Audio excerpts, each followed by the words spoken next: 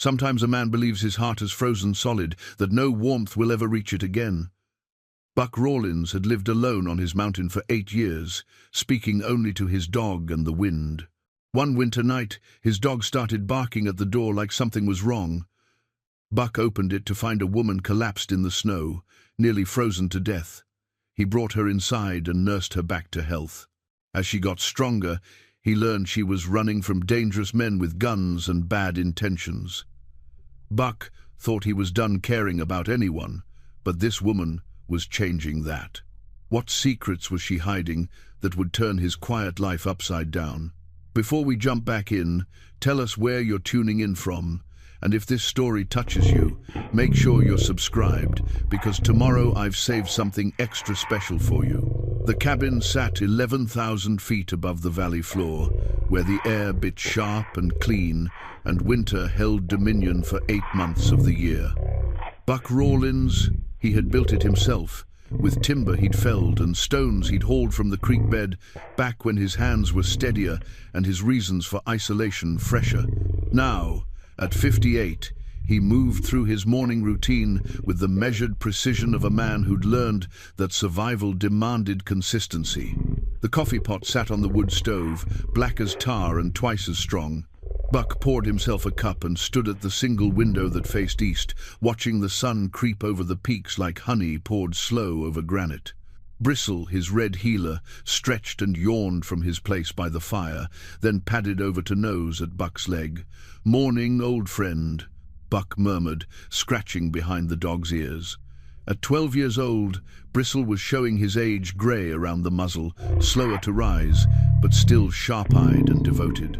The dog had been his only companion since Sarah passed, and before that, since he'd come back from the war with too many ghosts and not enough peace. The foe's cabin was sparse but well kept.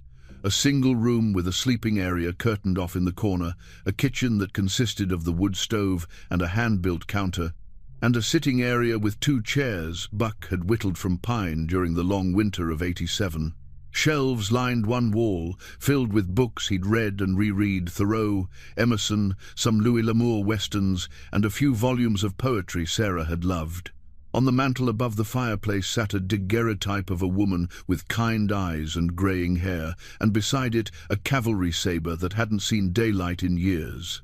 Buck had been a scout for the army back when the frontier still had teeth. He'd ridden with men whose names were whispered in saloons and sung in ballads, tracking through territory where a wrong turn meant death and a right one meant living to see another sunrise. The pay had been good, the work honest in its own brutal way, but the cost had been higher than he'd understood at the time. Sarah had waited for him, tending the small farm they'd started in the valley below. She'd waited through the Apache campaigns, through the winter when he'd been trapped behind enemy lines for 3 months, through the fever that nearly took him in. 78. She'd waited until consumption took her instead, leaving Buck with a grief so deep it felt like drowning. He'd sold the farm the day after the funeral and climbed this mountain with nothing but Bristle, his tools, and a determination to live quietly with his memories. The townsfolk below, what few remained in Cedar Ridge, thought he'd lost his mind. Maybe he had for a while.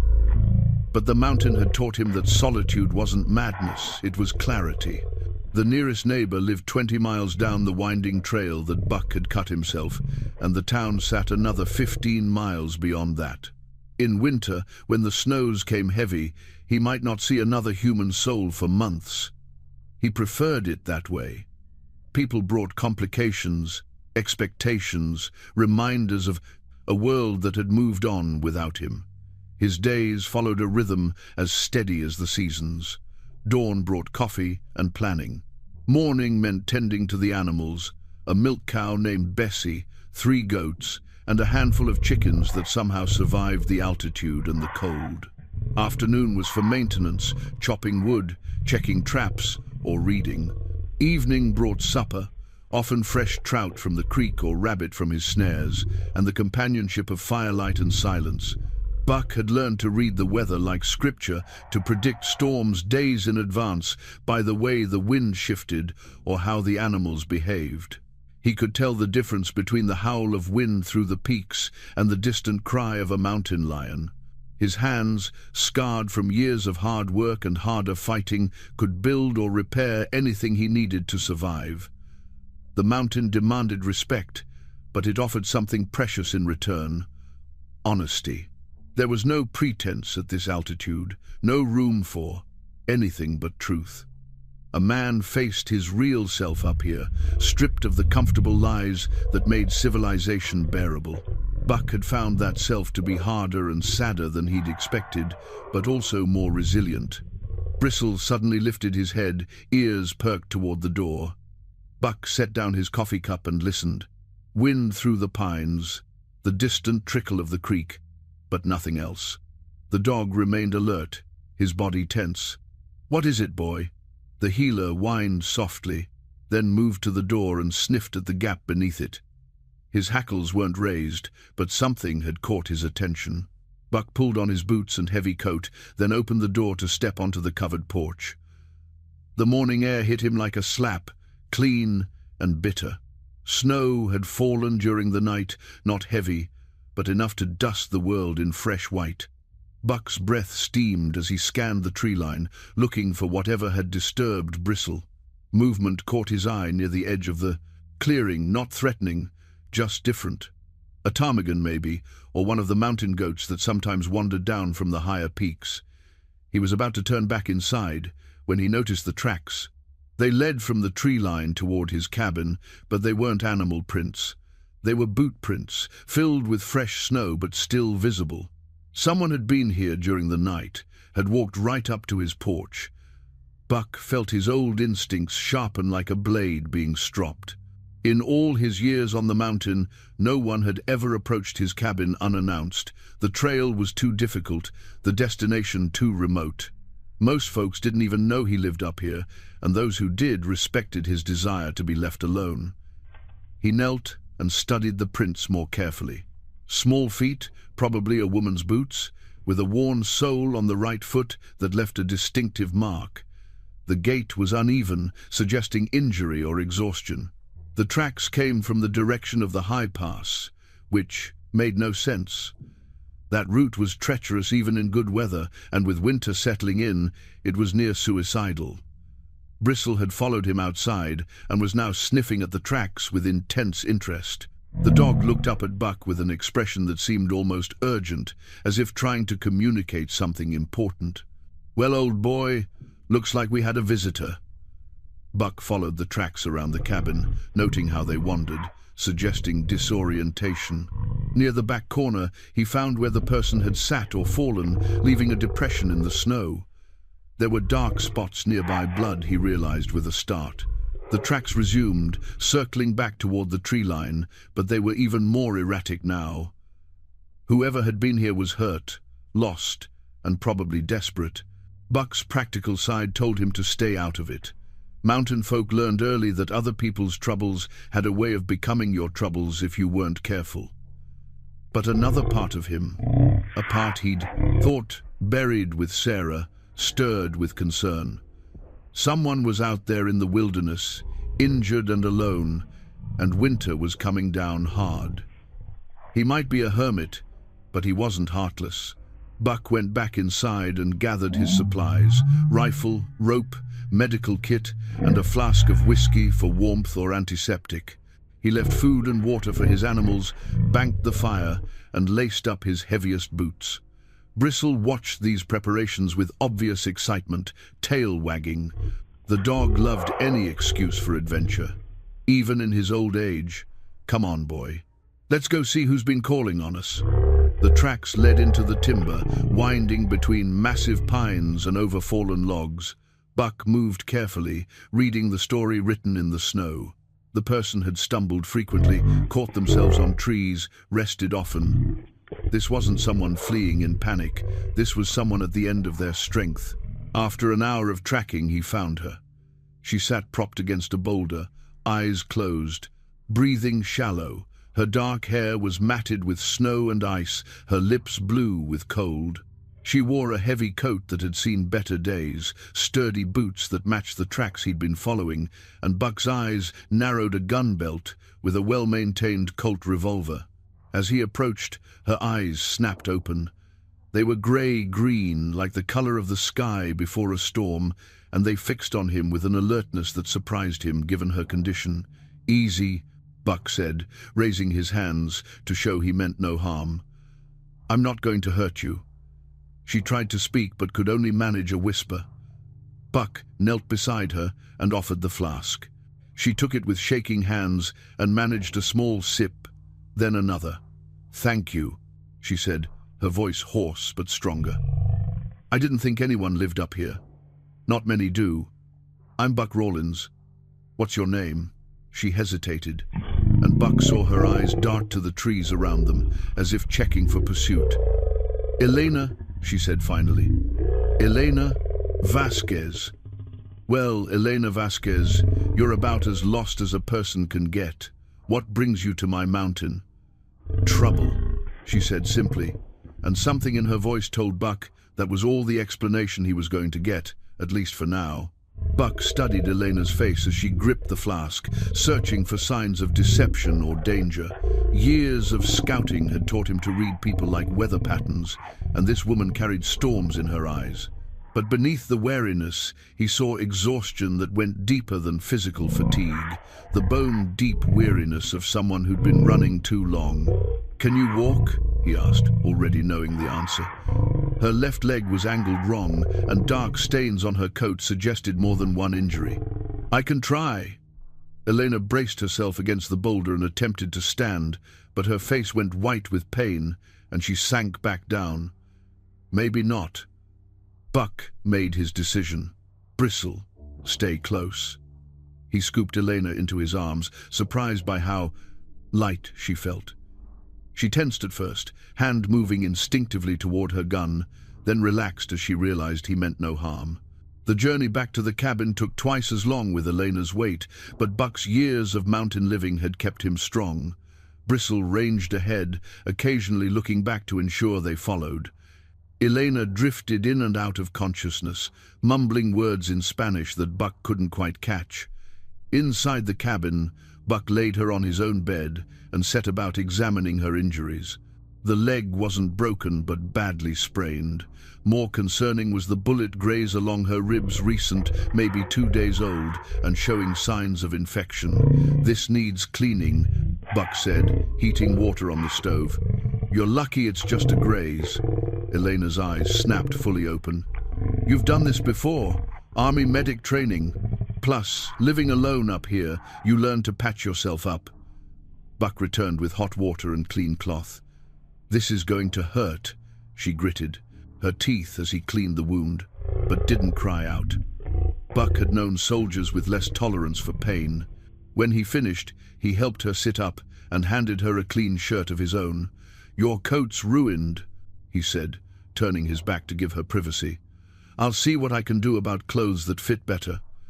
"Why are you helping me?" Elena asked as she changed. "You don't know me. For all you know, I could be dangerous." Buck turned back around, noting how his shirt hung loose on her frame. "Maybe, but dangerous or not, you're hurt, and it's going to snow again soon. Mountain law says you help folks in trouble, especially when winter's coming." Elena pulled a leather pouch from her coat pocket before Buck took it outside to dispose of it. The pouch was worn smooth from handling, and she clutched it like a lifeline. Whatever was inside, it was important enough that she'd risked everything to keep it. "What's in the pouch?" Buck asked. Elena's grip tightened. "Something that doesn't belong to me anymore, but that other people think it does." She looked up at him with those storm-grey eyes. "Something that's going to get me killed if they find me." "Who's they?" "Men who don't believe in leaving witnesses." Elena shifted uncomfortably on the bed. "I worked for a man named Cortez in Santa Fe. Rich trader, owned half the silver mines in the territory. I kept his books, managed his accounts. I thought he was legitimate until I found records of payments to Apache raiders, bribes to army officers, money moving through Mexican cartels." Buck felt something cold settle in his stomach. "You took evidence, ledgers, correspondence, bank records. Enough to hang him and half his organization." Elena opened the pouch and showed Buck several folded papers covered in neat handwriting and official seals. I was taking them to the territorial marshal when Cortez's men caught up with me in Alamosa. How many men? 4 that I saw. Maybe more coming. Elena's voice carried the weight of certainty. They won't give up. Cortez has too much to lose, and he pays his men well enough to ensure loyalty. Buck walked to the window and scanned the tree line. The mountain felt different now. No longer a sanctuary, but potentially a trap. 4 armed men in pursuit of a woman carrying evidence of major crimes. The isolation that had protected him for years had just become a liability. How long since you lost them? 2 days? Maybe 3? I've been moving at night, hiding during the day. But I'm slowing down, and they know this country better than I do. Elena tried to stand again, wincing. I need to keep moving. If they find me here, they'll kill us both. In your condition, you wouldn't make it a mile down the mountain. Buck turned from the window. Those men tracking you, what kind of men are they? The kind that enjoy their work too much. Elena's voice carried bitter experience. Diego Morales leads them. Former Rurales officer, kicked out for brutality. He's smart, patient, and he doesn't quit. Buck felt old instincts stirring, memories of tracking and being tracked across hostile territory. What weapons do they carry? Rifles? Pistols? Diego has a new Winchester repeater. They travel light, move fast. Elena watched Buck's face carefully. You're thinking like a soldier. Was a soldier? Long time ago. Buck moved to his rifle rack and checked the loads in his Spencer repeater. If they're good trackers, they'll find this place eventually. Snow won't hide it forever. Then I need to go. Elena struggled to sit up straighter. I won't bring this fight to your door. Too late for that. Buck's voice carried a finality that surprised him. Soon as I brought you inside, I took sides.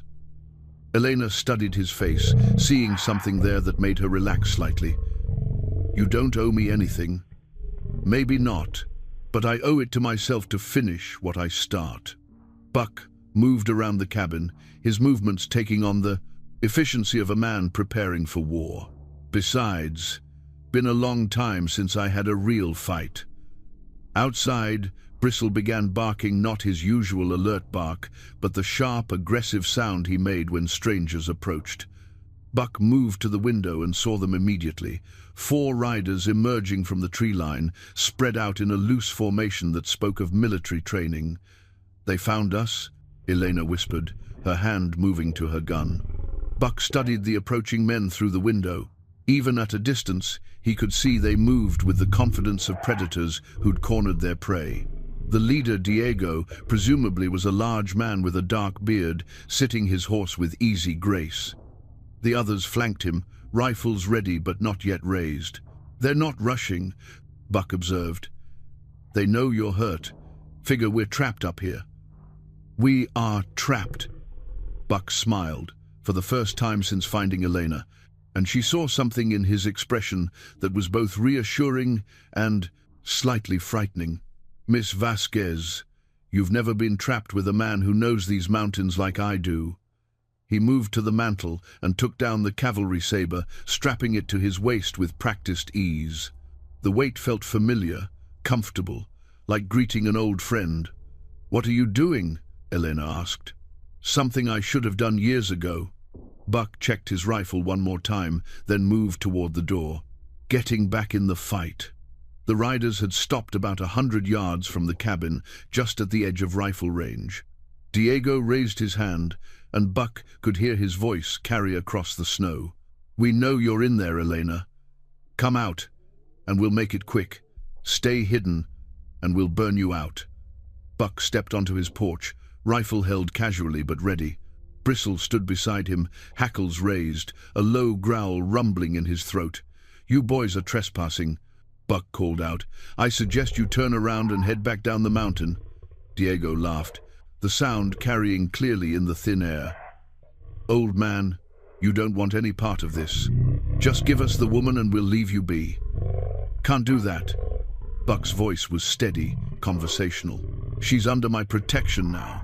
The four riders exchanged glances, and Buck could see them reassessing the situation. They'd expected to corner a frightened woman, not face a man who spoke with the quiet confidence of someone who'd been in similar situations before. "Your funeral, viejo," Diego called back, using a Spanish word that Buck understood perfectly. But as the riders began to spread out for an assault, Buck felt something he hadn't experienced in years. The sharp, clear focus of impending combat, and beneath it, the unexpected warmth of having someone worth fighting for again. Buck backed into the cabin, keeping his rifle trained on the riders as they began their approach. His mind raced through tactical possibilities, mapping the terrain he knew by heart against. The threat closing in. "Can you shoot?" he asked Elena, without taking his eyes off the window. "Well enough." Elena had managed to sit up, her Colt in hand despite her injuries. "But there are four of them. I've faced worse odds." Buck moved to his weapons cache, a wooden box he kept hidden beneath loose floorboards. Inside lay items he hadn't touched in years: extra ammunition, a pair of Army-issue Colt pistols, and a leather-wrapped bundle containing throwing knives from his scouting days. The first shot shattered the window glass, sending shards across the cabin floor. Buck had anticipated it, already moving toward the back wall, where he'd cut a firing port years ago, just in case. The hole was barely visible from outside, disguised as a knot in the log wall. "They're testing our response," Buck explained, settling into position. "Diego's smart. He'll probe our defenses before committing to a full assault." Another shot rang out, this one aimed at the front door. The heavy oak held, but Buck could hear the bullet embed deep in the wood. Through his firing port, he could see two riders had dismounted and were using trees for cover, while the other two remained mounted, ready to flank or retreat. "There," Buck whispered, lining up his shot. One of the dismounted men had exposed too much shoulder while aiming. Buck's Spencer spoke once, and the man spun away from his tree, clutching his arm and cursing in Spanish. "First blood to us," Buck said with grim satisfaction. "Now they know we have teeth." Elena watched him work with growing amazement. The gentle mountain hermit who'd bandaged her wounds had transformed into something harder, more dangerous. His movements were economical, precise, like a craftsman who'd perfected his trade through years of practice. "You weren't just any soldier," she observed. "Scout for the 5th Cavalry, tracked Apache war parties across half of Arizona territory." Buck reloaded smoothly, eyes never leaving his firing port. "Learned to think like them, fight like them." Diego's voice carried across the clearing. "Miguel, how bad?" "Through and through," came the pained reply. "Still got use of the arm." Buck noted the tactical discussion, filing away information about their leadership structure and casualty response. These weren't common bandits. They moved and communicated like military men. A new voice called out, younger and more reckless than Diego's. "Let me burn them out, Jefe. I can get close enough to throw a torch." "Patience, Carlos," Diego replied. "The old man knows what he's doing, but he can't watch all directions at once." Buck smiled grimly. Diego was right. The cabin's isolation, which had seemed like protection, was becoming a liability. With Elena injured, he couldn't leave to establish defensive positions outside. They were essentially under siege, but Diego had made one critical error. He'd assumed Buck was just another mountain dweller who'd gotten lucky with a rifle. He didn't understand that he was facing someone who'd spent years learning to turn disadvantages into advantages. Buck moved away from his firing port and began pulling items from around the cabin. His spare oil lamp, a bottle of kerosene, strips of cloth from an old shirt. Elena watched with growing curiosity. "What are you doing?" "Changing the rules." Buck worked quickly, creating improvised weapons. "They think they have us pinned down, but this cabin has more secrets than they know about." Years ago, when paranoia had run deeper and isolation felt more precarious, Buck had prepared for the possibility of having to defend his home. Hidden throughout the cabin were advantages only he knew about. The firing port, loose boards that could be quickly removed to create additional shooting positions, and most importantly, the escape tunnel he'd dug from the root cellar to a concealed exit 50 yards away in the tree line. "Can you move if you have to?" Buck asked, checking Elena's condition. "If I have to." She gritted her teeth and tried putting weight on her injured leg. "But not far, and not fast. Won't need to be far. Just need to get to the trees." Buck explained his plan quickly. The tunnel would get them out unseen, but only if the attackers remained focused on the cabin itself. He needed to create a distraction dramatic enough to hold their attention while Elena made her escape. "What about you?" Elena asked. "I'll follow once you're clear." She looked at him skeptically. "You're planning something dangerous." "Dangerous is relative." Buck finished preparing his improvised devices. To a man who's lived alone on this mountain for 8 years, dangerous is running out of coffee. Elena almost smiled at that, the first time her expression had softened since he'd found her. "You're not what I expected when I saw you on that porch." "What did you expect? A kind man who was going to get himself killed trying to help me?" She paused. "I was half right." Another volley of shots peppered the cabin walls. Buck could hear the attackers moving, repositioning for what would likely be their main assault. Diego was taking his time, but that patience wouldn't last forever. Buck lifted a loose floorboard near the fireplace, revealing the entrance to his tunnel.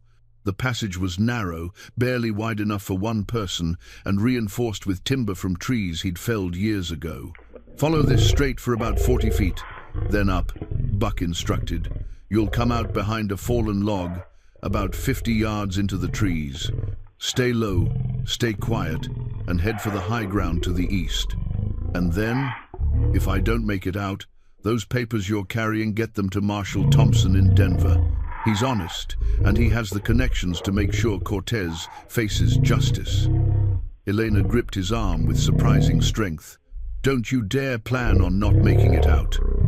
Buck met her eyes, seeing something there that reminded him of Sarah, not in appearance, but in the fierce determination that some women carried like a flame in their hearts. "I'll do my best to disappoint you, ma'am." As Elena disappeared into the tunnel, Buck made his final preparations.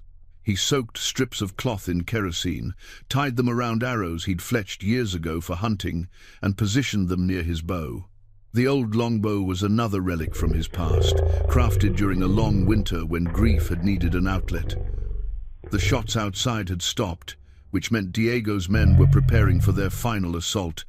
Buck could picture their formation, 2 men approaching from the front, while the others flanked from the sides. It was textbook cavalry tactics, adapted for mountain warfare. Buck lit his first fire arrow and drew back the bowstring. Through his firing port, he could see Carlos creeping toward the cabin with what looked like a bottle of kerosene and a torch. The young man's eagerness was about to become his downfall. The arrow flew, true, striking the ground just feet from Carlos and erupting in a small ball of flame. The man jumped back with a curse, and Buck's second arrow found the spare kerosene bottle at Carlos's feet. The explosion lit up the mountain morning like a miniature sun.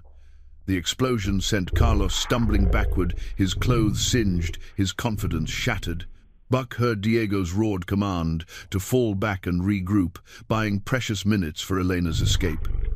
Through the smoke and flame, Buck watched the attackers retreat to better cover. Carlos was shaken but not seriously injured. Buck had aimed to intimidate rather than kill. Despite everything these men represented, taking a life still carried weight for him, even after all these years. Buck moved quickly to the tunnel entrance, listening for sounds of Elena's progress. The passage was tight, and with her injuries, movement would be slow and painful. He estimated she'd need at least 5 more minutes to reach the exit. Diego's voice carried across the clearing, speaking in rapid Spanish to his men. Buck's understanding was limited, but he caught enough to know they were discussing the unexpected resistance and revising their strategy. The word fuego, fire, came up repeatedly. A new worry crept into Buck's mind. If they decided to simply burn him out from a distance, Elena might still be in the tunnel when smoke began filling the passage. He needed to keep their attention focused on direct assault rather than siege tactics. Buck selected another fire arrow and aimed for a pile of dry brush near where he'd seen Miguel take cover. The arrow struck and caught immediately, creating a wall of flame between the wounded gunman and his companions. Miguel scrambled away from his position, exposing himself long enough for Buck to put a rifle shot close enough to keep him moving. "Stay busy, boys," Buck muttered, already moving to his next position. The cabin had 3 more firing ports, each carefully disguised and positioned to cover different approaches. Buck had spent years perfecting these defenses during long winter evenings when memories of Sarah grew too heavy to bear. What had begun as a distraction from grief had become a fortress. A rifle cracked outside, the bullet splintering wood near Buck's head. Through the smoke and flames, he could see a muzzle flash from behind a large pine. Diego had positioned himself well, using the distraction of the fires to advance his own position. Buck waited, patient as winter, for the next shot. When it came, he was ready. His Spencer answered immediately, bark flying from the pine where Diego sheltered. No cry of pain, but Buck heard the distinctive sound of a man throwing himself sideways to avoid follow-up shots. The tunnel should be clear by now. Buck glanced toward the entrance, fighting the urge to follow immediately. Elena needed time to find cover in the tree line before he abandoned the cabin's defenses. If he emerged too soon, the attackers might spot her movement and realize they'd been outflanked. A crash from the front of the cabin announced a new assault. Someone was attacking the door with an axe, probably Carlos, trying to redeem himself after the fire arrow incident. Buck could hear wood splintering under repeated blows. Buck abandoned stealth and moved to the front window, exposing himself to rifle fire from outside. Through the broken glass, he could see Carlos working frantically with the axe, his back to the window. The young man's position was protected from the other firing ports, but not from direct frontal assault. "Carlos!" Buck called out. The axe work stopped, and the young man spun toward the window, hand moving toward his pistol. "Your boss didn't tell you about windows." Buck's rifle spoke once, and Carlos dove away from the door, clutching his leg. Not a killing shot, but enough to remove him from the immediate fight.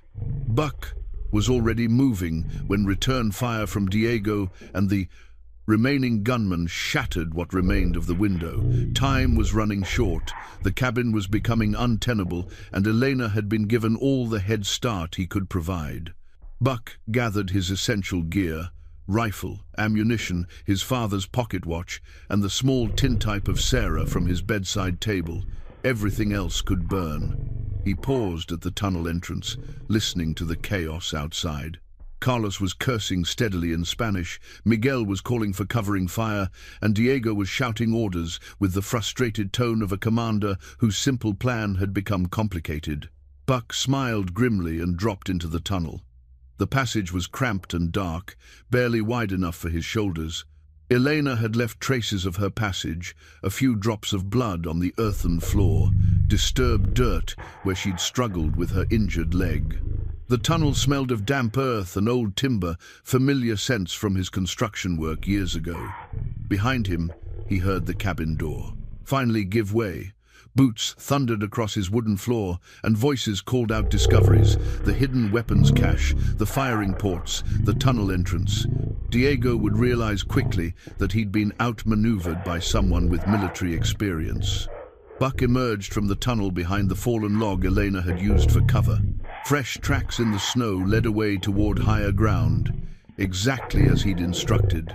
She was moving slowly but steadily, and more importantly, she was moving smart, using available cover, avoiding open ground, choosing routes that would be difficult to track. From his concealed position, Buck could see the cabin clearly. Smoke was beginning to rise from inside, whether from knocked-over lamps or deliberate arson, he couldn't tell. Diego and 2 of his men were examining the tunnel entrance, while Carlos sat against a tree, binding his wounded leg. The tactical situation had shifted dramatically. Instead of being besieged defenders, Buck and Elena were now the Hunters. His knowledge of the mountain terrain gave them significant advantages, and Diego's men were operating in unfamiliar territory. But Elena's injuries limited their options. They couldn't simply disappear into the wilderness. She needed medical attention and rest. More critically, winter was coming down hard. The morning's light snow was already thickening, and Buck could read the signs of a major storm building in the cloud formations above the peaks. Buck began moving upslope, following Elena's trail while staying far enough back to avoid being spotted from the cabin. The snow was actually helping, muffling his movements while making Diego's men easier to track. Their voices carried clearly in the thin mountain air, and their unfamiliarity with the terrain made them noisy. He found Elena resting behind a cluster of boulders about 200 yards from the tunnel exit. She was conscious and alert, but her face was pale with exhaustion and pain. Snow had begun collecting in her dark hair. "How long do we have?" she whispered as Buck settled beside her. "Not long. They'll figure out our route soon enough." Buck studied the terrain above them, planning their next move. "There's an old mine shaft about half a mile up this ridge, abandoned since the 72nds, but the main tunnel is still sound. We can hole up there until the storm passes." Elena looked at the steepening slope ahead, then at her injured leg. "I'm slowing you down. We're not running a race." Buck helped her to her feet, supporting most of her weight. Besides, slow and steady wins in mountain country. Ask any pack mule.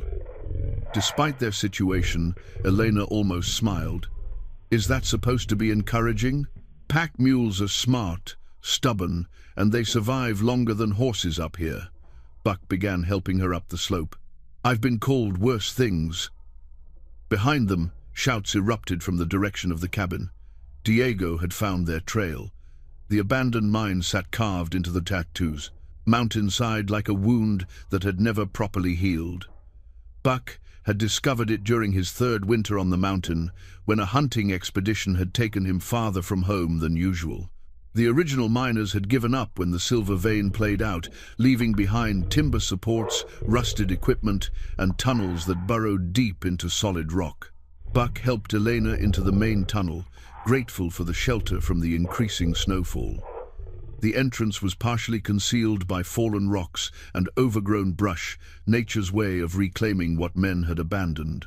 Inside, the air was cool but dry, and the sound of their breathing echoed softly off stone walls. "How deep does it go?" Elena asked, settling against a timber support with visible relief. "About 200 feet before it splits into smaller shafts. The main tunnel is sound, but I wouldn't trust the side passages." Buck used his knife to scrape together tinder and dry wood from debris left by previous bees, visitors, probably hunters, using the mine for emergency shelter. "We'll stay near the entrance where we can watch for trouble." Elena watched him build a small fire with practiced efficiency. The flickering light revealed more details of their refuge: iron rails for ore carts, rotted timber where roof supports had failed, and carved initials from long-dead miners who'd spent months in these depths. "Tell me about the war," she said as Buck coaxed flames from the tinder. Buck's hands paused for a moment before continuing their work. "Not much to tell. Young man's foolishness dressed up as patriotism. You were a scout. That's not the same as being just another soldier." "No, it wasn't." Buck fed larger pieces of wood to the growing fire. "Scouts worked alone mostly, sometimes in pairs. We'd ride out ahead of the main force, looking for trouble before it found us. Apache were the finest guerrilla fighters in the world. They could disappear into country you'd swear couldn't hide. A rabbit." Elena pulled her knees up to her chest, both for warmth and to ease the pain in her injured leg. "Is that where you learn to think like you do? Always planning escape routes, backup plans?" "Partly. But losing Sarah taught me more about survival than any war ever could." Buck's voice carried a weight that made Elena look at him more carefully. "When someone you love dies, you learn that safety is mostly illusion. The only real security comes from being able to adapt when everything falls apart. The fire caught properly, casting dancing shadows on the tunnel walls. Buck arranged stones around it to contain the flames and reflect heat back toward them.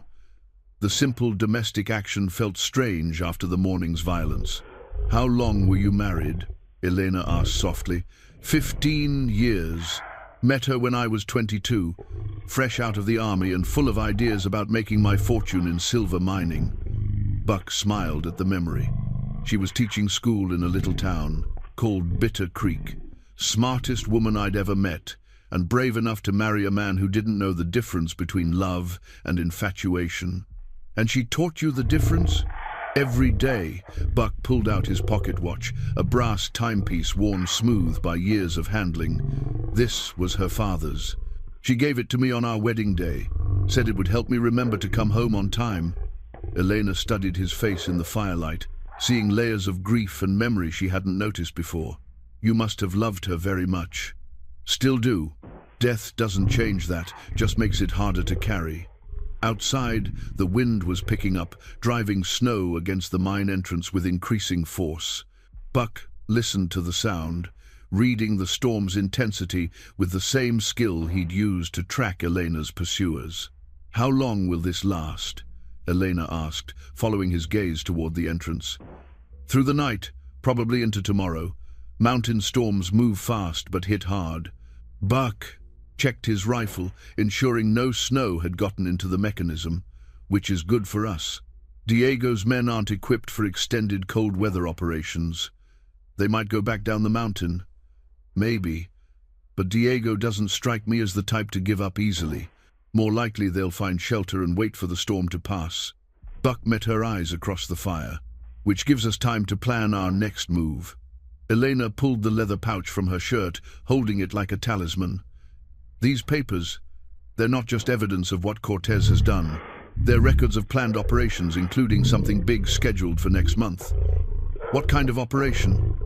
"Arms smuggling.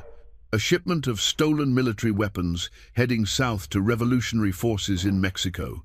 The transaction is worth more than most people see in a lifetime." Elena opened the pouch and showed Buck several pages covered with detailed notes and figures.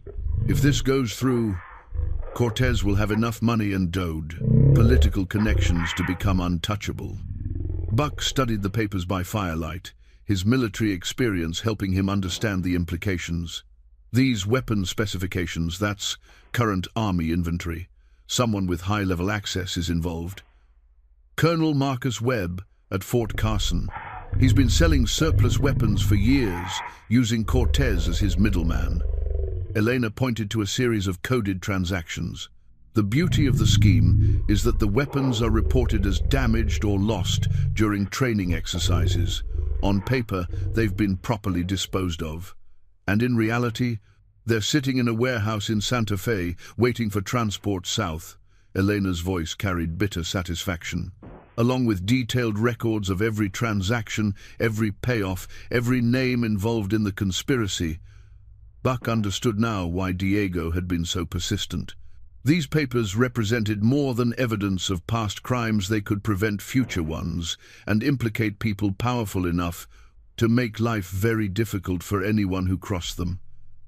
The territorial marshal, can he be trusted with something this big? Marshal Thompson has a reputation for honesty, but he's also a practical man. He'll want corroboration, independent evidence. Elena rewrapped the papers carefully. "The problem is that most of the evidence is in that Santa Fe warehouse, and Cortez will have moved it by now. Maybe not all of it." Buck fed another piece of wood to the fire, his mind working through possibilities. Men like Cortez get overconfident. They start believing their own success makes them invulnerable. "You're thinking of something specific?" "I'm thinking that Christmas is 3 weeks away.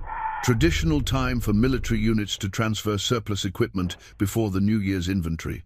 If Webb is planning one last big score before you expose him, he'll want to move fast." Elena studied Buck's face, seeing the tactical mind that had served him well as an army scout. "You're suggesting we try to stop the shipment?" "I'm suggesting we gather enough evidence to make your papers impossible to ignore." Buck met her gaze steadily. But that would mean going back down the mountain, into Cortez's territory, with a half-dead woman slowing you down, with a partner who knows Cortez's operation better than anyone. Buck's voice carried conviction that surprised even him. Elena, I've spent 8 years hiding from life up here. Maybe it's time I rejoined it. The wind howled outside their shelter, but inside the old mine, warmed by fire and possibility, both of them began to believe that survival might not be their only option.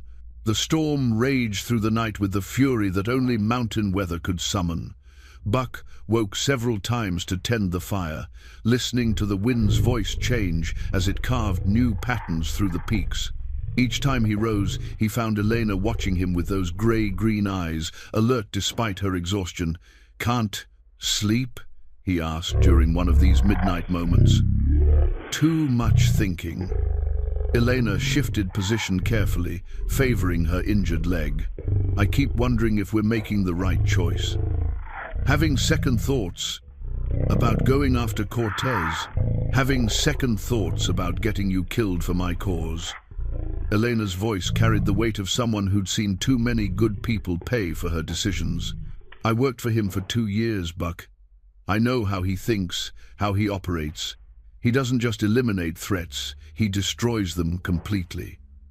Buck fed another piece of wood to the fire, watching sparks dance upward into the tunnel's darkness. "You think I don't understand what I'm getting into? I think you're a good man who's been alone too long, and maybe you're confusing helping me with finding a reason to live again." Elena's words were gentle but direct. "There's a difference between the two." Buck was quiet for a long moment, considering her observation. Outside, the wind moaned through the mine entrance like a voice calling from far away. "You're probably right," he admitted finally. "Been so long since I had something worth fighting for, I might not know the difference anymore. That's what scares me. Should scare you more if I was doing this just to help. Means my heart wouldn't be in it." Buck met her gaze across the fire. "But when I think about men like Cortez, profiting from other people's misery, when I think about that arms shipment heading south to cause more suffering, that's not about you anymore, Elena. That's about who I used to be before I hid up here." Elena studied his face, seeing something there that reminded her why she'd trusted him instinctively despite her usual caution. "Who were you before?" "Man who believed right and wrong mattered more than safe and easy." Buck pulled out the tintype of Sarah, holding it so the firelight caught her face. "Sarah used to say I had an oversized sense of justice, said it would get me in trouble someday." Was she right? "She was right about most things." Buck tucked the photograph away. "But she also said that trouble was better than regret, and spending the rest of my life wondering what if would be worse than any danger I might face." Elena was quiet for several minutes, absorbing the implications of his words. When she spoke again, her voice carried a different quality, not the desperate gratitude of someone being rescued, but the careful consideration of a partner evaluating a shared mission. "If we do this, it has to be smart. Cortez has resources, connections, men willing to kill without question." Elena pulled the papers from her pouch again, studying them by firelight. "But he also has weaknesses. He's vain, territorial, and he trusts the wrong people. Tell me about his operation." 3 main components: the legitimate trading business that serves as cover, the smuggling network that moves contraband, and the enforcement arm that eliminates problems. Elena traced connections between names on her documents. Diego leads the enforcers, but he reports to Cortez's lieutenant, a man named Vasquez. No relation, despite the name. Ramon Vasquez used to be a cavalry officer before he went bad. Buck felt something cold settle in his stomach. Ramon Vasquez? Tall man, scar along his jaw, always wore his hair long. Elena looked up sharply. "You know him?" "Served under him briefly during the Apache campaigns. He was a good officer, then smart, brave, cared about his men." Buck's voice carried disappointment more than anger. What happened to him? Same thing that happens to a lot of men when they discover how much money they can make by abandoning their principles. Elena's tone was matter of fact, but Buck heard the underlying sadness. He's been Cortez's right hand for 3 years now, handles the military connections, coordinates with Webb at Fort Carson. That could be useful. Old soldiers sometimes remember their loyalty to former comrades. Or it could get you killed faster. Elena leaned forward, her expression serious. Buck, these aren't men who'll be swayed by appeals to honor or shared history. They've chosen their path, and they've profited from it too long to turn back now. Buck nodded, accepting her assessment. Then we don't try to convert them. We outsmart them. How? By using their strengths against them. Military men think in patterns, follow protocols. If we can predict their responses, we can stay ahead of them. Buck began sketching in the dirt with a stick, drawing rough maps from memory. Cortez's warehouse in Santa Fe, what kind of security? Guards, but not many. The real security comes from location and anonymity. It's in the warehouse district. Looks like any other storage facility. Unless you know what to look for, you'd never identify it as anything special. What would we be looking for? Elena described the warehouse in detail, a converted freight. Building on the east side of town, usually guarded by 2 men during the day and 4 at night. The building had been modified with interior walls to create secure storage areas, and Cortez had invested in a new safe for the most sensitive documents. The safe is the key, Elena explained. It contains not just records of past transactions, but contracts for future shipments. If we could get those contracts, we'd have dates, locations, names, everything needed to prevent the next arms shipment. And to prove Webb's involvement beyond any doubt. Exactly. But the safe is in Cortez's private office on the 2nd floor, and getting to it would mean penetrating the heart of his operation. Buck studied his dirt sketches, thinking through approaches and contingencies. The tactical problem was complex, but not impossible. His years of scouting had taught him that the best plans were often the simplest ones. What if we don't try to penetrate anything? Buck looked up from his lave. Sketches. What if we make them come to us instead? Elena frowned. I'm not following. Cortez thinks you're dead or dying up here. What if you're not? What if you suddenly resurface with an offer he can't refuse? You want me to go back to him voluntarily? I want you to make him think you're coming back voluntarily. Buck's eyes gleamed with the kind of tactical thinking that had made him valuable as a scout. Men like Cortez always believe they're smarter than everyone else. That confidence is their weakness. Elena considered the implications, her expression shifting from skepticism to intrigue. You're talking about a con game. I'm talking about giving him exactly what he thinks he wants, while making sure he never gets what he actually needs. Outside their shelter, the storm was beginning to weaken, but inside the old mine, plans were taking shape that would prove more dangerous than any weather. Dawn brought silence to the mountain, the kind of profound quiet that follows a storm when the world seems to hold its breath. Buck emerged from the mine to find 3 feet of fresh snow blanketing everything in pristine white.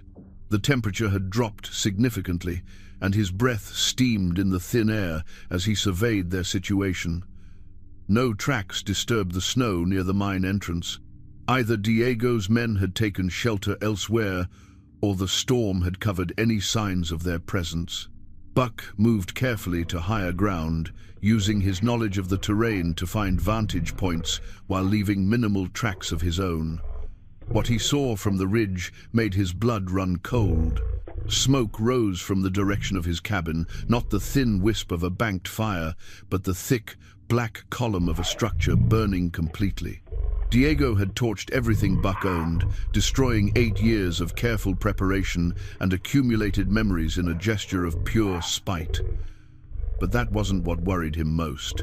Through his scope, Buck could see movement in the Tenor valley below. Not 4 riders, but 8. Diego had been reinforced during the night, probably by men who'd ridden up from the valley despite the storm. Cortez wasn't taking any chances with Elena's recapture. Buck studied the new arrivals carefully, noting their equipment and organization. These weren't more enforcers.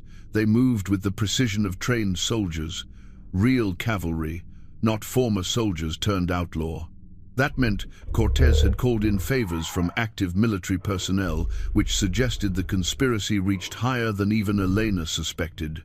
Buck worked his way back to the mine, his mind racing through implications.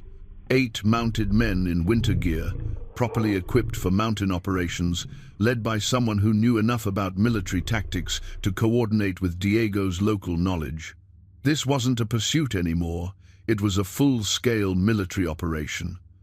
Elena looked up as he entered the mine, reading his expression immediately. How bad? Worse than bad. They've got reinforcements, military reinforcements. Buck settled beside the fire, accepting the coffee Elena had managed to brew in a battered pot left behind by previous mine visitors. 8 men total, and they're not planning to leave until they find you. Elena's face went pale. Military? Are you certain? Moved like cavalry, equipped like cavalry. Either active duty or very recently discharged. Buck described what he'd observed, watching Elena's expression grow increasingly troubled. Someone with significant influence ordered them up here. Colonel Webb, Elena's voice was barely a whisper. If he's committed active troops to this operation, it means the arms shipment is more important than I thought. Or you know more than you realize. Elena pulled out her papers again, studying them with new urgency. I focused on the financial records, the obvious corruption, but if Webb is willing to risk court-martial by using active soldiers for personal business, she stopped, her eyes widening as she focused on a particular document. Buck, look at this. She handed him a page covered with technical specifications and delivery schedules. Buck's military experience helped him decipher the coded language, but what he read made him whistle low. These aren't surplus weapons, he said slowly. These are current issue, state-of-the-art munitions, including the new Gatling guns the Army just acquired. Elena's finger traced a line of inventory numbers. And something else, experimental ammunition designed for those guns. Buck studied the specifications more carefully. The ammunition described was unlike anything he'd encountered during his service, armor-piercing rounds designed to penetrate fortified positions, incendiary shells that could devastate infantry formations, explosive projectiles that would make conventional artillery obsolete. This isn't arms smuggling, Buck realized. This is theft of military secrets. Secrets worth enough to justify a small war, to protect them. Elena looked toward the mine entrance where morning light was beginning to filter through. We're not just dealing with corrupt officials anymore, Buck. We're dealing with treason. The implications hit Buck like a physical blow. Elena wasn't carrying evidence of local corruption. She was carrying proof of a conspiracy that could affect national security. The weapons and ammunition described in her documents could change the balance of power along the entire southern border. Who else knows about these papers? Buck asked. No one. I discovered the files by accident while preparing Cortez's books for annual audit. I thought I was looking at routine smuggling records until I started recognizing some of the technical terms from my father's military service. Buck looked up sharply. Your father was military? Elena nodded, something painful crossing her expression. Artillery officer, killed during the Apache Wars. He used to talk about new weapon designs, innovations that would make traditional warfare obsolete. She touched the papers reverently. He would have understood what these specifications really mean, which is why you recognize their significance when others might have missed it. And why I'm probably the only person outside the dough. Conspiracy, who knows what we're really looking at? Elena met Buck's eyes steadily. If these weapons reach the Mexican revolutionaries, they'll have firepower superior to anything the U.S. Army can field along the border. Buck felt pieces of a larger puzzle falling into place. That's why Webb is involved. This isn't just about money, it's about creating a military imbalance that someone profits from. French arms dealers? Maybe. Or German munitions manufacturers looking to field test their innovations in actual combat. Elena's voice carried the certainty of someone who'd spent 2 years studying Cortez's international connections. The point is, we're not just fighting to expose corruption, we're fighting to prevent a war. The weight of responsibility settled over them like a shroud. What had begun as Elena's personal quest for justice had become something much larger, much more dangerous. They were no longer fugitives trying to survive. They were the only people standing between a treasonous conspiracy and potential disaster. 8 armed men, military trained, with orders to eliminate us at any cost, Buck summarized grimly. And our only advantage is that they think they're hunting a wounded woman and an old hermit. Are those good odds? Buck smiled, the expression carrying none of the warmth she'd grown accustomed to seeing. This was the smile of a man who'd faced impossible odds before and learned to find opportunity in apparent defeat. Elena, in my experience, the best odds come when your enemies underestimate what you're really capable of. He moved to the mine entrance and studied the terrain with the practiced eye of someone planning an ambush. The fresh snow would work in their favor, making the soldiers' approach visible from a distance while providing concealment for defenders who knew how to use it. They'll come up the main trail, Buck said, more to himself than to Elena. Military thinking: take the most direct route, use superior firepower to overcome resistance, and we'll be ready for them. Buck turned back to face her, and Elena saw something in his expression that made her understand why Apache war parties had learned to fear men like him. No, Buck said quietly. We'll be gone, but they'll wish we were still here by the time they realize what we've really done to them. Outside, the mountain waited in pristine silence, about to become a battlefield where the stakes were higher than either Buck or Elena had imagined when they first took shelter together from the storm. Buck spent the next hour moving like a ghost through the snow-covered terrain, setting his trap with the methodical precision of a master craftsman. Years of mountain living had taught him to work with the land rather than against it, and now he applied those lessons to warfare. Elena watched from the mine entrance as Buck positioned carefully selected rocks, arranged fallen branches, and created what appeared to be random disturbances in the snow. To untrained eyes, his work would look like natural winter damage. To Buck, each element was part of an intricate plan designed to channel their enemies exactly where he wanted them. The avalanche chutes, Buck explained when he returned to the mine, breathing hard from exertion in the thin air. This whole ridge is unstable after heavy snowfall. All it needs is the right kind of encouragement. Elena studied the slope above them with new understanding. What she'd seen as merely difficult terrain, Buck recognized as a weapon waiting to be triggered. You're going to bring the mountain down on them. Part of it, enough to convince them we died in the slide while giving us cover to escape down the backside. Buck pulled out his pocket watch, checking the time against the position of the sun. They'll be here within 2 hours, moving slow because of the snow and their unfamiliarity with the terrain. What about Diego? He knows these mountains. Diego knows the main trails, the obvious routes. He doesn't know the hidden paths, the old mining tracks, the places only someone who's lived here for years would discover. Buck shouldered his pack, now loaded with essential supplies, salvaged from the mine's abandoned equipment. That's our advantage. Elena tested her injured leg, pleased to find the swelling had reduced during the night. She was still far from full mobility, but the combination of rest and Buck's field medicine had restored enough function to make travel possible. Where are we headed? Cedar Ridge first, to send word to Marshal Thompson about what we've discovered. Then Santa Fe, to finish what you started. Buck helped Elena secure her own pack, distributing weight to account for her injury. But first, We need to make sure Diego's friends get the message that this mountain belongs to people who know how to defend it. They left the mine through a concealed exit Buck had discovered during his initial exploration, a natural chimney that led to the surface 50 yards from the main entrance. The climb was difficult for Elena, but Buck's patient assistance and her own determination got them to the top without serious incident. From their new position, they could see the approaching soldiers spread out in tactical formation along the main trail. Buck studied them through his scope, noting their equipment and movement patterns.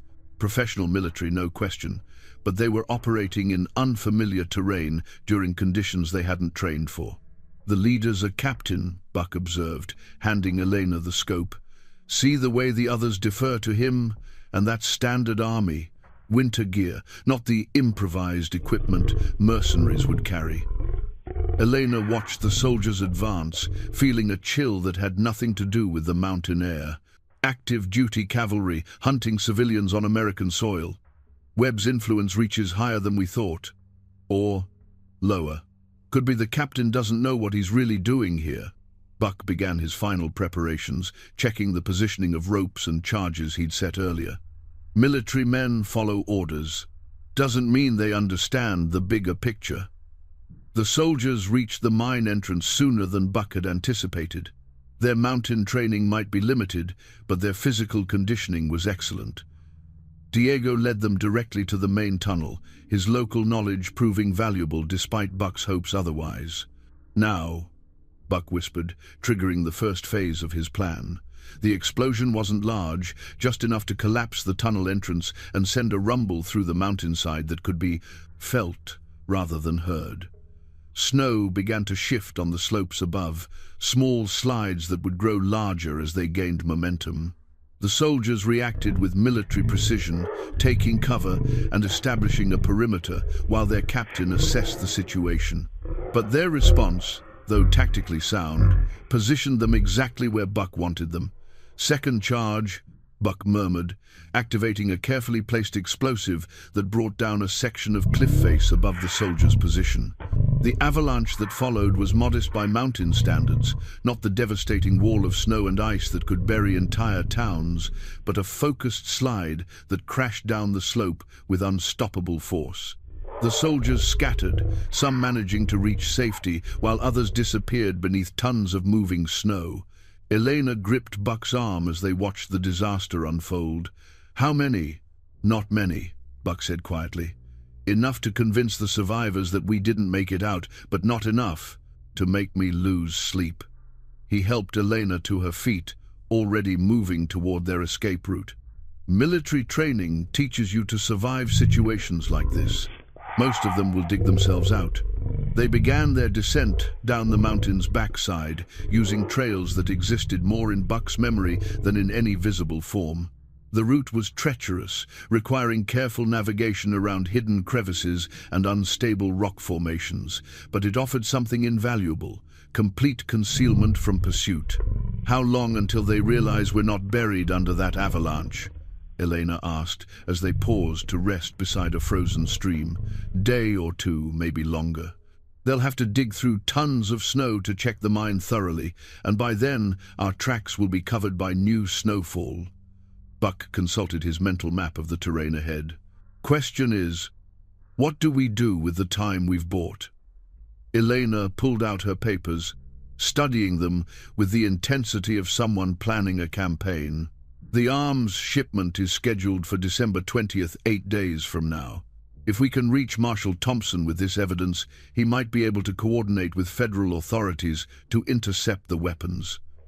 Might also be that Thompson's compromised, or that the conspiracy reaches high enough to neutralize federal intervention." Buck met her eyes across their small fire. "Sometimes the only way to stop bad people is to beat them at their own game. You're still thinking about infiltrating Cortez's operation. I'm thinking about finishing what you started when you took those papers. Your evidence proves the conspiracy exists, but it doesn't prevent the next shipment or identify everyone involved." Buck's voice carried the conviction of someone who'd found his purpose again. We need to get inside that warehouse, Elena, not just for the evidence, but to stop what's coming. Elena considered their situation carefully. They were fugitives from a military pursuit, carrying evidence of treason, facing opponents with resources and connections that could reach anywhere in the territory. By any rational measure, their chances of success were minimal, but rationality hadn't brought them this far. Buck's knowledge of mountain warfare and Elena's understanding of Cortez's operation had proved a formidable combination. More importantly, they discovered they worked well together, his tactical thinking complementing her intelligence gathering, her knowledge of the conspiracy enhancing his operational planning. "If we do this," Elena said finally, "we do it right. No improvisation, no hoping for luck. We plan every detail, prepare for every contingency." Buck smiled, recognizing the transition from desperate flight to purposeful mission. "You sound like a soldier. My father always said that successful operations depend on careful planning and flexible execution." Elena's voice carried pride and sadness in equal measure. "Guess it's time I found out if he was right." As evening approached, they began detailed planning for what would either be their greatest success or their final mistake. Behind them, the mountain held its secrets. Ahead lay the dangerous world of men who traded in death and called it business. But between the mountain's wisdom and their shared determination, Buck and Elena began to believe they might just be capable of stopping something terrible from happening. 3 days later, Buck and Elena crouched in the shadows behind Cortez's warehouse, watching the guard rotation with the patience of predators studying prey. The journey down from the mountain had been arduous, but successful. No signs of pursuit, no indication that anyone suspected they'd survived the avalanche. Santa Fe bustled with pre-Christmas activity, providing perfect cover for 2 people who needed to blend into crowds. Buck had traded his mountain clothes for the worn garments of a traveling craftsman, while Elena had transformed herself back into the respectable bookkeeper she'd once been. To casual observers, they appeared to be exactly what they claimed, a couple seeking seasonal work in the territorial capital. "Guard change in 15 minutes, Elena whispered, consulting the pocket watch Buck had given her. For 2 days they'd observed the warehouse operations, learning routines and identifying vulnerabilities. Miguel takes over the south entrance, and there's always a 3-minute gap when the positions overlap. Buck nodded, his attention focused on the building's second-floor windows, where Cortez maintained his private office. Light glowed behind curtained glass, suggesting the man himself was working late, exactly what their plan required. "Remember," Buck said quietly, "once you're inside, you have 20 minutes maximum before someone notices the guard change took longer than usual." Lockpicks borrowed from a sympathetic merchant, a small lantern with shuttered glass, and most importantly, a derringer Buck had acquired through connections he preferred not to discuss. She was nervous but determined, her hands steady despite the magnitude of what they were attempting. "What if Cortez is in his office? Then you withdraw immediately. We get one chance at this, Elena. If something goes wrong, we won't get another." Buck's eyes never stopped moving, constantly scanning for threats or opportunities. The safe is behind the painting of the Spanish conquistador. Third number of the combination is always the year of establishment for men like Cortez, 1,878 inches his case. And the first 2 numbers? His daughter's birthday, Maria, born February 14th, 1863. Elena had provided that detail from her intimate knowledge of Cortez's personal life. If that doesn't work, we abort and find another way. The guard change proceeded exactly as they'd observed. Miguel emerged from the building's interior, exchanged brief words with his replacement, then walked around the perimeter before settling into his position. The 3-minute window opened. Elena moved with careful speed, using the skills Buck had taught her during their descent from the mountain. She reached the building's rear entrance unseen, worked Buck's improvised lockpicks with surprising proficiency, and slipped inside like a shadow gaining substance. Buck remained in position, watching for patrols or unexpected visitors while monitoring the time on his pocket watch. 18 minutes. 17. The minutes crawled by with agonizing slowness. Inside the warehouse, Elena navigated by memory and careful observation. The building's layout was familiar from her previous visits as Cortez's bookkeeper, but moving through it as an intruder felt entirely different. Every sound seemed amplified, every shadow potentially concealing danger. The stairs to the second floor creaked under her weight, despite her efforts at stealth. Elena paused at each step, listening for signs that she'd been detected. When she reached the upper hallway, she could hear voices from Cortez's office, the man himself in conversation with someone whose voice she didn't recognize. Elena crept closer to the door, straining to hear the conversation without exposing herself to discovery. What she heard made her blood run cold. "Shipment leaves tomorrow night, instead of the 20th, Cortez was saying. "Webb's nervous about security, wants to accelerate the schedule." "Smart move," replied the unknown voice. "My contacts south of the border are ready whenever you are. The revolutionary forces have already paid half the agreed amount." Elena realized with growing horror that their careful planning was about to become irrelevant. The arms shipment they'd hoped to prevent was moving 6 days ahead of schedule. Even if they succeeded in gathering additional evidence tonight, there wouldn't be time to alert authorities and coordinate an interception. She had to warn Buck, but that meant abandoning the mission and losing their only chance to access the safe. Elena forced herself to think clearly, weighing immediate action against long-term consequences. The conversation continued inside the office, providing details that confirmed her worst fears. The weapons were already loaded and ready for transport. The route had been changed to avoid expected law enforcement attention. Colonel Webb himself would oversee the transfer to ensure nothing went wrong. Elena made her decision. She retreated from the door and found a window overlooking the rear of the building. Buck was still in position, barely visible in the shadows. She signaled him using the simple hand codes he'd taught her, spelling out the urgent message, "Tomorrow night." Buck's response was immediate and clear. Proceed, Elena understood. They'd come too far and risked too much to abandon the mission now. Even if they couldn't stop tomorrow night's shipment, they might gather intelligence about future operations or identify additional conspirators. The safe might contain information about other arms dealers, other corrupt officials, other threats to national security. The office door opened, and Elena barely had time to conceal herself behind a stack of crates before 2 men emerged.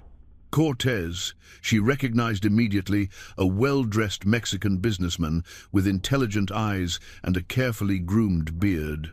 His companion was a stranger, but the man's bearing and clothing suggested military background. "Ensure your men understand the importance of discretion," Cortez told his visitor. "This operation has attracted more attention than anticipated." "The woman and her protector are dead," the military man replied confidently. "Captain Morrison confirmed the avalanche buried them completely." Elena felt a chill of recognition.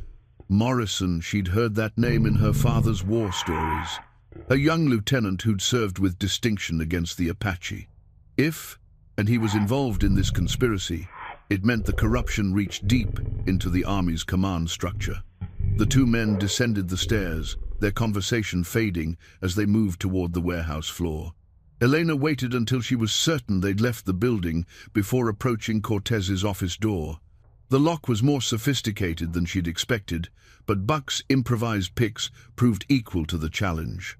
Elena slipped inside, shuttered her lantern to provide just enough light to work by, and located the painting Buck had described.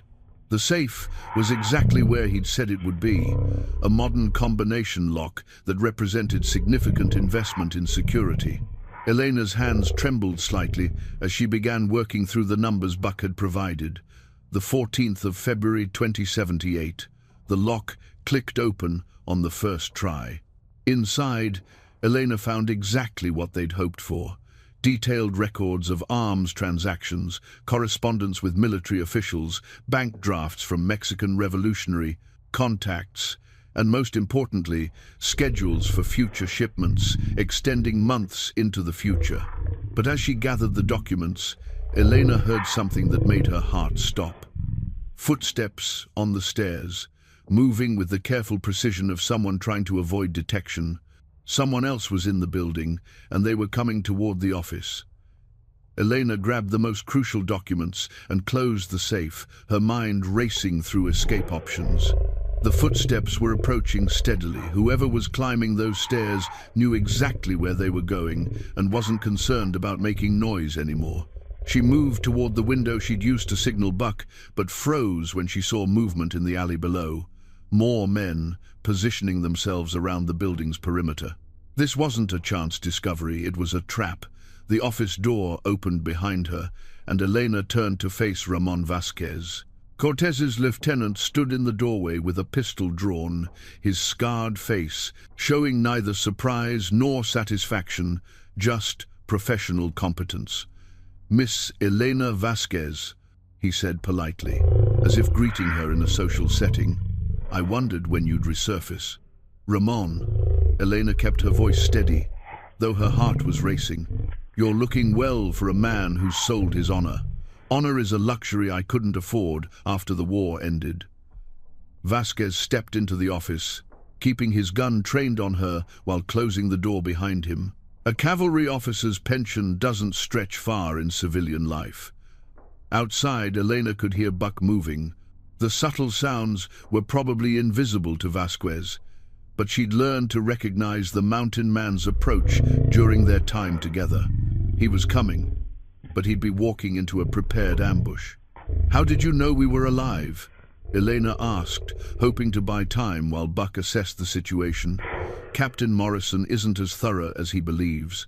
When his men investigated the avalanche site, they found evidence that 2 people had escaped before the slide. Vasquez moved closer, his gun never wavering. "Cortez decided to let you come to him rather than waste more resources hunting through the mountains. And Buck is currently surrounded by 6 armed men who have orders to take him alive if possible." Vasquez's expression remained professionally neutral. "Cortez is curious about the man who's been protecting you. Former cavalry scouts have valuable skills." Elena felt her heart sink. Buck's mountain warfare expertise had served them well in familiar territory, but this was an urban environment where his enemies held every advantage. 6 men with modern weapons, coordinated communication, and knowledge of his location. The odds were overwhelming. "What does Cortez want?" Elena asked. "The documents you've stolen, naturally, plus information about who else knows of their contents." Vasquez gestured toward the papers Elena still clutched. "Cooperation could lead to comfortable arrangements for both you and your protector. And if we refuse to cooperate, then tomorrow's arms shipment proceeds as scheduled, and 2 troublesome individuals disappear permanently." Vasquez's tone remained conversational, but Elena heard the finality beneath his words. "Cortez prefers to avoid unnecessary violence, but he's prepared for it when required." Elena weighed her options rapidly. The documents in her hands represented months of investigation and irreplaceable evidence, but they were worthless if she and Buck were dead. She needed to create an opportunity for escape while preserving what they'd worked so hard to obtain. "I'll need to discuss this with Buck," she said finally. "I'm afraid that won't be possible. My men have instructions to prevent any communication between you." Vasquez checked his pocket watch. "You have 5 minutes to decide, Miss Vasquez. Cooperation or consequences." Elena nodded, as if accepting his terms, then suddenly threw her lantern at the office window. Glass shattered and burning oil spread across the floor, creating immediate chaos and sending a clear signal to anyone watching from outside. Vasquez cursed and lunged toward her, but Elena was already moving. She'd learned more than lockpicking from Buck. During their mountain journey, she'd learned to think like a fighter. Instead of trying to reach the window, she rolled behind Cortez's desk and drew the derringer Buck had given her. "Drop the gun, Ramon," she called out, her weapon trained on him across the burning office. "You don't have enough bullets for 6 men plus me," Vasquez replied, but Elena noticed he'd taken cover behind a filing cabinet. "Don't need bullets for 6 men, Elena said. "Buck will handle them. I just need 1 bullet for you." Outside, the sounds of gunfire erupted from multiple directions. Buck was fighting his way through the ambush, using every skill he'd learned during years of frontier warfare. Elena could hear the distinctive crack of his Spencer rifle, followed by shouts and confusion from Cortez's men. The office fire was spreading rapidly, fed by spilled kerosene and dry paperwork. Vasquez realized his tactical situation was deteriorating, trapped in a burning building with a determined woman who showed no signs of surrendering. "This ends badly for everyone," Vasquez warned. "Already ended badly the day you decided to betray your oath," Elena replied. "Now it's just a question of who pays the price." The building shook as something heavy, probably. Buck crashed through the warehouse's main floor. More gunfire, closer now, suggested the fight was moving toward the stairs. Elena heard Buck's voice calling her name, muffled by distance and smoke, but unmistakably alive and angry. Vasquez made his decision. Instead of continuing the standoff, he bolted for the office door, choosing to face whatever was happening downstairs, rather than remain trapped with Elena and the spreading fire. Elena let him go, focusing instead on gathering the remaining documents from Cortez's safe before the flames could destroy them. The fire was consuming everything combustible in the office, but she managed to salvage the most critical papers evidence that could stop not just tomorrow's shipment, but future operations as well. Buck appeared in the doorway, smoke-stained and grim-faced, but apparently uninjured. "Time to leave," he said simply. Elena stuffed the papers into her shirt and followed Buck toward the window. Behind them, Cortez's office burned like a funeral pyre for secrets that would never see daylight again. 6 months later, Buck stood on the porch of his rebuilt cabin, watching Elena tend the garden she'd planted in the spring thaw. The morning air still carried the sharp bite of altitude, but warmth was returning to the mountain as summer approached. The arms shipment had been intercepted just as it crossed the border, thanks to evidence Elena had salvaged from Cortez's burning office. Colonel Webb faced court-martial, Ramon Vasquez was in federal custody, and Cortez himself had fled to Mexico, leaving behind an empire that crumbled without his organizing presence. Marshal Thompson had proven himself worthy of Elena's trust, using her evidence to expose a conspiracy that reached deeper into military and government circles than anyone had suspected. The investigation was still ongoing, with new arrests happening monthly as prosecutors followed the money trails Elena's documents had revealed. Diego and the surviving members of his pursuit team had been captured 3 days after the warehouse fire, found wandering the mountains without supplies or clear direction. Without Cortez's organization to support them, they'd become just another group of bandits, easily rounded up by territorial authorities who finally understood what they were dealing with. "The tomatoes are coming along nicely," Elena called out, brushing dirt from her hands as she approached the porch. "Your mountain soil is richer than I expected.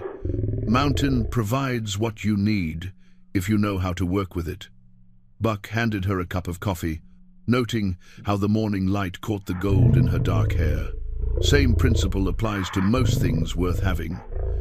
Elena settled into the chair beside him, the same chair where he'd spent countless solitary mornings before she'd arrived in his life. Now the silence between them felt comfortable rather than empty, filled with shared understanding and unspoken promises. "Any regrets?" she asked, a question they'd discussed several times since deciding to build a life together on the mountain. "About leaving civilization behind again?" "None whatsoever." Buck smiled, watching Bristle chase a chipmunk through the timber. The old dog had recovered his vitality since Elena's arrival, as if her presence had reminded him that life held pleasures beyond mere survival. "What about you? Miss the excitement of city life?" "The excitement nearly got us killed. I prefer mountain excitement, weather, wildlife, wondering if the roof will hold through another winter." Elena reached over and took his hand, her fingers intertwining with his calloused ones. Besides, I've discovered I like waking up next to someone who thinks a dangerous day involves checking the trap lines. Buck laughed, a sound that had become more frequent as the months passed. Elena's presence had restored something he'd thought permanently lost when Sarah died. Not a replacement for what he'd had before, but something new and equally precious. Marshal Thompson's letter arrived yesterday, Elena said, pulling a folded paper from her pocket. The final prosecutions are scheduled for next month. He wants us to testify in Denver. Long trip for an old mountain man. Worth it to see justice done properly. Elena studied his face carefully. Unless you're having second thoughts about leaving the mountain again. Buck considered the question seriously. Their previous journey to civilization had been necessary, but uncomfortable. Too many people, too much noise, too many reminders of why he'd chosen isolation originally. But testifying would complete what Elena had started when she first took those damning papers from Cortez's office. We'll go, he decided. Finish what we started, then come back where we belong. Elena smiled, the expression carrying relief and affection in equal measure. I was hoping you'd say that. Thompson also mentioned something about a reward from the federal government recognition for exposing the arms smuggling conspiracy. Money? Money, and something called a civilian commendation for service to national security. Elena's voice carried pride, mixed with amusement. Apparently, stopping a potential border war qualifies as noteworthy achievement. Buck shook his head, marveling at how life could change so completely in such a short time. A year ago, his greatest concern had been whether winter supplies would last until spring. Now he was being honored by the federal government for preventing international incidents. What would your father think? Buck asked, knowing Elena still struggled with memories of her military father. He'd be proud, I think, not just of stopping the conspiracy, but of finding someone worth fighting beside. Elena's voice softened with emotion. He always said the best soldiers weren't the ones who fought hardest, but the ones who knew what they were fighting for. Buck understood the compliment and the deeper meaning behind it. Elena had found her own war to fight, her own cause worth risking everything to defend. That she'd chosen to fight it beside him was a gift he'd never expected and didn't take lightly. The sound of hoofbeats interrupted their conversation. A rider was approaching on the main trail, moving at the steady pace of someone familiar with mountain travel. Buck recognized the horse before he could clearly see. The rider, Marshal Thompson himself, making the long journey up from Cedar Ridge. Expecting company? Elena asked, noting how Buck's hand instinctively moved toward his rifle. Not expecting, but not surprised either. Buck relaxed as he confirmed the rider's identity. Thompson mentioned he might visit before the trials begin. The marshal reached their cabin, looking trail-worn but determined. He was older than Buck had expected from their previous correspondence, a weathered man in his 50s with intelligent eyes and the careful bearing of someone accustomed to dealing with dangerous people. Mr. Rawlins, Miss Vasquez, Thompson said, dismounting and approaching their porch with obvious respect. I hope you don't mind the unannounced visit. Any friend of justice is welcome here, Elena replied, offering him coffee and a place to rest. Thompson accepted both gratefully, settling into their circle with the ease of a man comfortable in wilderness settings. I came to discuss the trials, but also to make you an offer. Buck and Elena exchanged glances, both curious about what kind of offer would bring a federal marshal up a mountain personally. The investigation into the arms smuggling conspiracy has revealed similar operations in other territories, Thompson explained. Networks of corrupt officials, military personnel selling weapons to hostile forces, criminal organizations with international connections. The federal government is establishing a special investigation unit to address these threats. Sounds like important work, Buck said carefully. It is, and it requires people with very specific skills, knowledge of frontier territories, ability to operate independently in hostile environments. experience with both military tactics and criminal investigation. Thompson met their eyes steadily. People like you. Elena felt her heart race with unexpected excitement. You're offering us jobs. I'm offering you the chance to serve your country in a way that uses everything you've learned. Thompson pulled out official-looking documents. Federal investigators reporting directly to Washington with authority to pursue arms smuggling operations wherever they lead. Buck studied the papers without touching them, understanding that this moment would determine the direction of their lives together. Return to comfortable isolation on the mountain or accept responsibility for fighting similar battles across the frontier. We'd have to travel, Elena observed. Extensively. Montana Territory, Dakota, Colorado, Arizona, anywhere, illegal arms trafficking threatens national security. Thompson's voice carried conviction that this work mattered. It won't be easy, and it won't be safe, but it will make a difference. Buck looked at Elena, seeing his own thoughts reflected in her expression. They'd found peace on the mountain, but they'd also discovered they worked well together in dangerous situations. More importantly, they'd learned that some fights were worth having, some causes worth serving. When would we start? Elena asked.